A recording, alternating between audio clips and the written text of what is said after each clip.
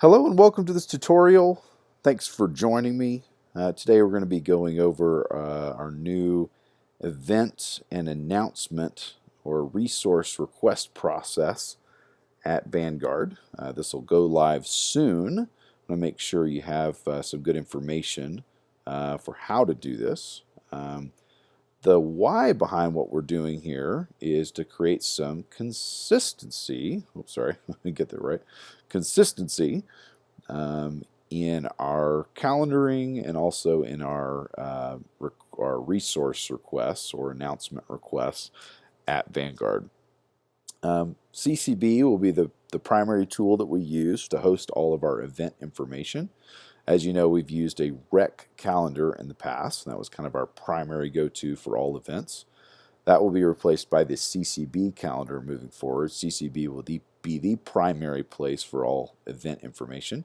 And in addition to that, all announcement requests will be associated with events in CCB, and that's what I'm going to outline for you today. You'll see in this workflow I have here, part of this may look familiar to some of you, and some of you, all of this may be new. But as a staff or ministry leader, whatever group you lead over in systematically in CCB, or obviously in the ministry itself, you as a staff member or ministry leader will submit an event. That event will go for approval to Christiana. Christiana then can approve that event just to be sure it's not conflicting with anything else. You could choose a room that you want to have that hosted in at the church if you'd like, or it doesn't have to be at the church, obviously. And that will be routed to Alan Robinson for approval. You can then also choose a video announcement for that, a website announcement, a program announcement, have a CCB form created, all our resources systematically in CCB, and those will be routed to the appropriate leader. Video announcements with Josh, website announcements with Maddie, program announcements with Christiana, and then CCB forms to Christiana or Christine. Again, this provides a little more consistency and kind of a centralized place for all event information and resources that you'd like to have associated with your particular event. And so without further ado, why don't we try it out together?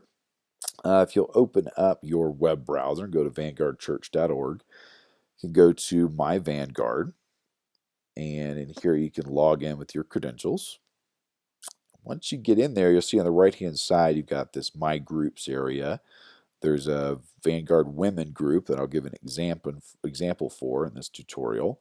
When you click on the group that you're the leader of, you have the option for a calendar. And so that's what this third option is here. You notice when I hover over any date, it has an add event option, or in the top right, there's a new event place. In this case, I'm going to add an event on the 24th of March here.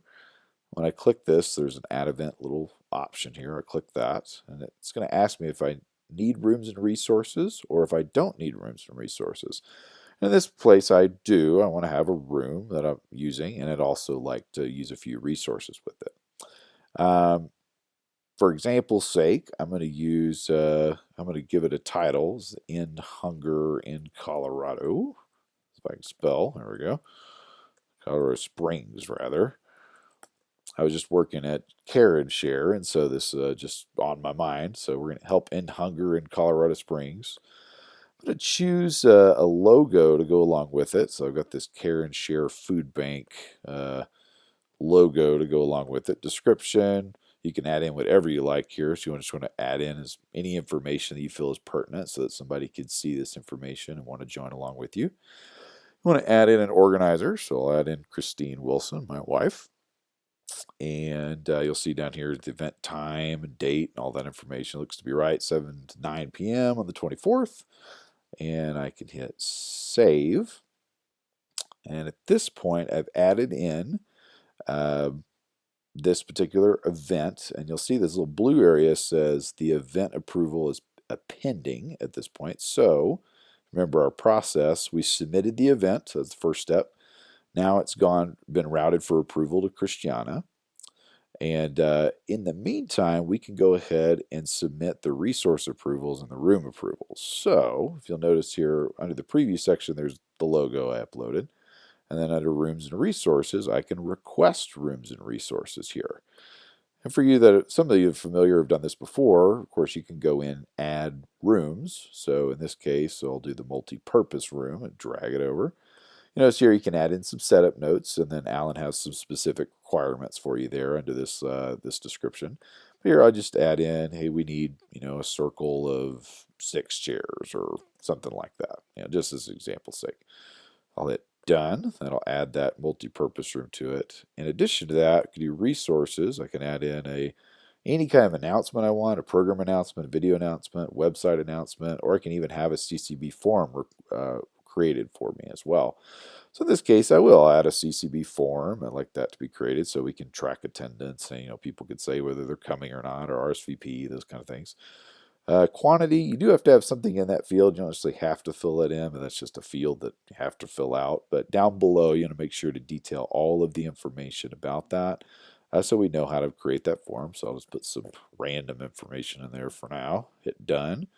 Same thing for video announcements. Drag it over, add in the quantity if you want how many announcements you want, but be as specific as possible in the setup notes and follow the detailed description that's above here. And again, this is routed directly to Josh, so whatever you type here, he'll receive. He can approve or decline depending on the information you provide.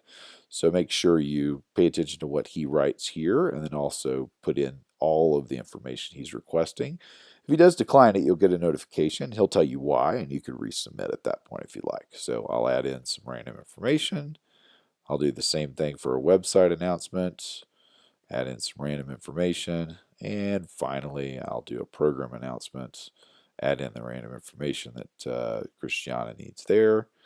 And you'll notice here I've got a room that I've requested, and I've got 4 different resources that I've requested as well.